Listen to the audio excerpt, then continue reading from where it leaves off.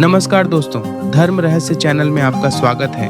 आज हम एक साधक की सच्ची चुड़ैल साधना के अनुभव को प्रकाशित करने जा रहे हैं। आइए पढ़ते हैं इनके ईमेल पत्र और जानते हैं इस सच्ची घटना को। नमस्कार गुरुजी, चरण स्पर्श। आशा करता हूँ कि आप पूर्ण रूप से स्वस्थ होंगे। जैसा कि आपने हमेशा कहा है कि साधना के मार्ग में अनुभव अपने आप ही आते हैं, ठीक उसी प्रकार मेरे साथ भी एक अत्यंत विचित्र और डरावना अनुभव कुछ दिनों पहले हुआ, जिसे मैं आज आपके चरणों में समर्पित कर रहा हूँ। गुरुजी, यह घटना सप्तमी की रात्रि की है।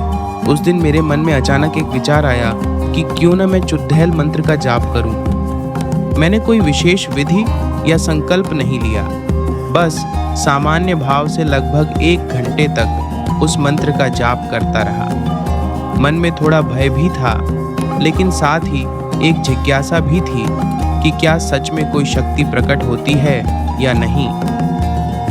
जाप करते करते कब मेरी आंख लग गई मुझे पता ही नहीं चला। उस रात चुड़ैल तो नहीं आई, लेकिन जो अनुभव मुझे स्वप्न में हुआ वह उससे भी कहीं अधिक गूढ़ और रहस्यमय था। मैंने देखा कि मेरे सामने स्वयं माता महाकाली प्रकट हो गई हैं। उनका स्वरूप अत्यंत दिव्य और भयंकर दोनों ही था। चारों ओर काली ऊर्जा, प्रचंड आभा और उनकी आंखों में असीम शक्ति का तेज।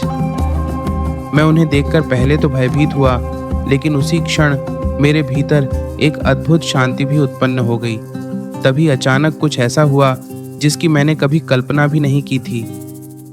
माता ने मुझे शिशु में परिवर्तित कर दिया। मैं एकदम छोटा बालक बन गया और माता ने मुझे अपनी गोद में लेकर स्तनपान कराना प्रारंभ कर दिया। गुरुजी, वह अनुभव शब्दों में बयान करना बहुत कठिन है। उसमें मातृत्व, शक्ति और करुणा तीनों का अद्भुत संगम था। ऐसा लगा जैसे मैं पूरी तरह उनकी शरण में हूँ, जैसे मेरी आत्मा को कोई दिव्य संरक्षण मिल गया हो। अगले दिन जब मैं उठा तो मन में एक अजीब सा भाव था। डर भी था, लेकिन उससे अधिक एक विश्वास कि मेरे ऊपर माता की कृपा है।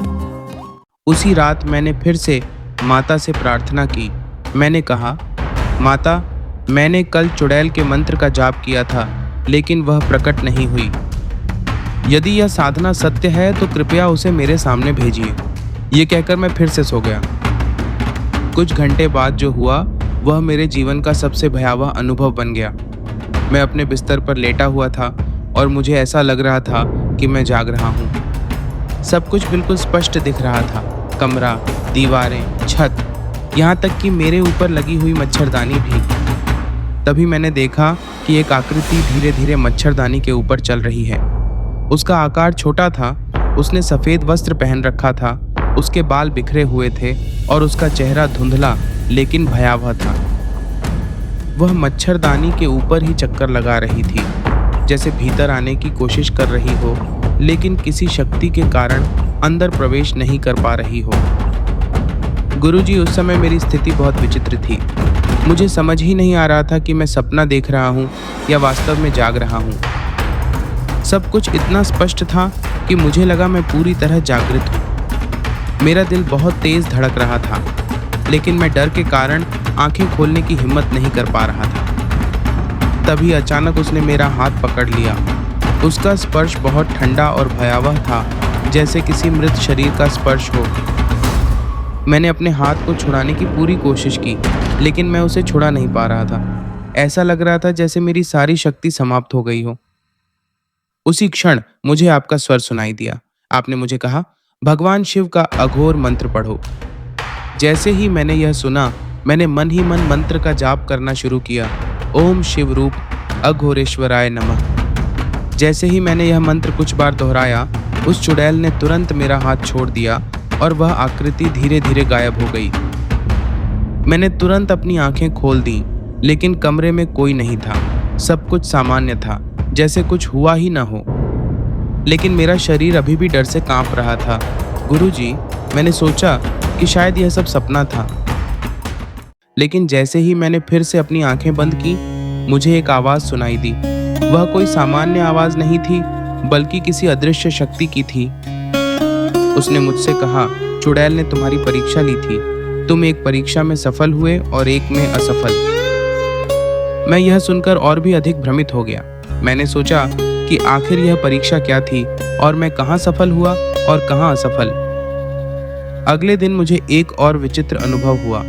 मुझे ऐसा लगा जैसे मैं किसी और स्थान पर हूँ, जहाँ मेरा एक गुरु भाई बैठा हुआ चुड़ैल साधना कर रहा है। उसके आसपास वातावरण बहुत भारी और डरावना था। तभी मैंने देखा कि एक और गुरु भाई भी वहां था और कुछ दूरी पर एक बाबा भी बैठे हुए थे। अचानक वहां एक चुड़ैल प्रकट हो गई। उसका स्वरूप पहले से भी अधिक स्पष्ट और भयावह था। मैं भी वहां मौजूद था, लेकिन जैसे किसी अदृश्य रूप में। मैंने उस साधक से कहा कि 3 वचन ले लो, लेकिन तभी उस चुड़ैल ने कहा, आप दोनों यहाँ से चले जाइए, मुझे अपने साधक से भी वचन लेना है। तभी फिर वही अदृश्य शक्ति प्रकट हुई और उसने मुझे बताया कि जो साधक डर गया था वह वहां से भाग गया और दूसरा साधक जो स्थिर रहा उसे सिद्धि प्राप्त हो गई। कुछ दिनों बाद वास्तविक जीवन में भी मुझे यही पता चला कि एक गुरु भाई जो चुड़ैल साधना कर रहा था, उसके सामने वास्तव में कोई शक्ति प्रकट हुई थी और वह डर के कारण वहां से भाग गया। गुरुजी, इस पूरे अनुभव ने मुझे एक बात बहुत स्पष्ट रूप से समझा दी कि इस मार्ग में सबसे महत्वपूर्ण चीज है विश्वास। यदि साधक के मन में गुरु, माता और अपने मंत्र के प्रति पूर्ण श्रद्धा है तो कोई भी शक्ति उसका कुछ नहीं बिगाड़ सकती। लेकिन यदि मन में डर या संशय है तो वही डर उसकी सबसे बड़ी कमजोरी बन जाता है। आजकल बहुत से लोग कहते हैं कि गुरु झूठे हैं, साधना झूठी है, यह सब केवल कल्पना है। लेकिन मैं उनसे यही कहना चाहता हूं कि यदि आप सच्चाई जानना चाहते हैं तो स्वयं साधना करके देखिए, अनुभव स्वयं ही आपके सामने आ जाएगा। यदि गुरु झूठे होते, यदि साधना झूठी होती तो इस प्रकार के अनुभव किसी को भी नहीं होते। यह सब तभी संभव है जब वास्तव में कोई शक्ति कार्य कर रही हो। मैं आज आपके चरणों में यह अनुभव इसलिए रख रहा हूं ताकि आप मुझे मार्गदर्शन दें कि यह सब क्या था और आगे मुझे क्या करना चाहिए। मैं आपके बताए हुए मार्ग पर ही चलना चाहता हूं और माता पराशक्ति की कृपा प्राप्त करना चाहता हूं। अंत में बस यही कहना चाहूंगा कि जो भी इस मार्ग पर चलना चाहता है वह बिना गुरु के कभी भी आगे न बढ़े, क्योंकि बिना गुरु के यह मार्ग केवल भय और भ्रम से भरा हुआ है। लेकिन गुरु के साथ यही मार्ग सुरक्षा और सिद्धि का द्वार बन जाता है। आपके चरणों में कोटि कोटि प्रणाम गुरुजी। जय मां पराशक्ति, जय मां महाकाली। आपने अभी एक साधक का अत्यंत रहस्यमय और गूढ़ अनुभव सुना और अब समय है इस पूरे अनुभव के पीछे छिपे सत्य को समझने का, क्योंकि साधना के मार्ग में केवल अनुभव ही पर्याप्त नहीं होते, उनका सही अर्थ समझना और मार्गदर्शन प्राप्त करना उससे भी अधिक आवश्यक होता है। सबसे पहले तो मैं उस साधक को आशीर्वाद देना चाहूंगा जिसने अपने अनुभव को निडर होकर साझा किया। यह अनुभव साधारण नहीं है, इसमें कई स्तरों की घटनाएं एक साथ जुड़ी हुई हैं। माता का दर्शन, चुड़ैल का प्रकट होना, अघोर मंत्र का प्रभाव और अंत में परीक्षा का संकेत। यह सब कुछ यह दर्शाता है कि साधक अनजाने में एक ऐसे द्वार के निकट पहुंच गया था जहां से आगे का मार्ग बहुत ही संवेदनशील और खतरनाक हो सकता है। अब ध्यान से समझिए, जब कोई साधक बिना विधि, बिना संकल्प और बिना गुरु दीक्षा के किसी भी तांत्रिक मंत्र का जाप करता है तो वह केवल शब्दों का उच्चारण नहीं कर रहा होता, बल्कि वह एक ऊर्जा को सक्रिय कर रहा होता है। यह ऊर्जा कैसी होगी, यह इस बात पर निर्भर करता है कि मंत्र किस प्रकार का है और साधक की मानसिक स्थिति कैसी है। चुड़ैल साधना जैसे विषय केवल जिज्ञासा या प्रयोग के लिए नहीं होते। यह साधनाएं विशेष नियमों, सुरक्षा कवच और गुरु के संरक्षण में ही की जानी चाहिए। उस साधक के साथ जो पहली घटना हुई, माता महाकाली का प्रकट होना और उसे शिशु में परिवर्तित करना, यह अत्यंत गहरा संकेत है। इसका अर्थ यह नहीं कि माता केवल उसे दर्शन देने आई थी, बल्कि यह एक प्रकार की सुरक्षा और चेतावनी दोनों थी। शिशु बनाना दर्शाता है कि साधक अभी उस स्तर पर नहीं है जहां वह ऐसी शक्तियों का सामना कर सके। माता ने उसे अपने संरक्षण में लेकर यह दिखाया कि वह अभी उनके आश्रय में सुरक्षित है, लेकिन उसे आगे बढ़ने से पहले परिपक्व होना होगा। अब दूसरी घटना पर ध्यान दीजिए। चुड़ैल का मच्छरदानी के ऊपर घूमना और भीतर प्रवेश न कर पाना यह कोई सामान्य बात नहीं है। इसका अर्थ है कि साधक के चारों ओर किसी प्रकार का सुरक्षा कवच सक्रिय था। यह कवच या तो माता की कृपा से बना था या गुरु कृपा से। इसलिए वह शक्ति बाहर ही सीमित रही और सीधे उस तक पहुंच नहीं पाई। लेकिन जैसे ही उस शक्ति ने उसका हाथ पकड़ा, यह स्पष्ट हो गया कि साधक ने स्वयं उसे आमंत्रित किया था। जब आप किसी भी शक्ति को बुलाते हैं तो वह किसी न किसी रूप में आपसे संपर्क स्थापित करने का प्रयास अवश्य करती है। यही कारण है कि उसका हाथ पकड़ा गया। ये संपर्क का पहला स्तर था। अब सबसे महत्वपूर्ण बिंदु अघोर मंत्र का प्रभाव। जैसे ही साधक ने AUM शिव रूप अघोरेश्वराय नमः का जाप किया, वह शक्ति तुरंत हट गई। इसका सीधा अर्थ है कि अघोर ऊर्जा जो शिव की मूल तत्व शक्ति है, वह किसी भी निम्न स्तर की या अस्थिर आत्मिक शक्ति को तुरंत दूर कर सकती है। यह कोई संयोग नहीं था कि साधक को उस समय यह मंत्र स्मरण कराया गया। यह गुरु कृपा का ही परिणाम था। अब उस आवाज की बात करते हैं जिसने कहा कि एक परीक्षा में सफल और एक में असफल। इसका अर्थ यह है कि साधक ने एक स्तर पर सही प्रतिक्रिया दी, जैसे कि मंत्र का स्मरण करना और भय के बीच भी उससे जुड़ना।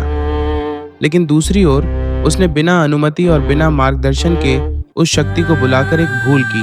यही उसकी असफलता थी। अब जो दृश्य उसने अगले दिन देखा वह केवल स्वप्न नहीं था, यह एक सूक्ष्म अनुभव था, जहां उसे यह दिखाया गया कि साधना के मार्ग में दो प्रकार के साधक होते हैं।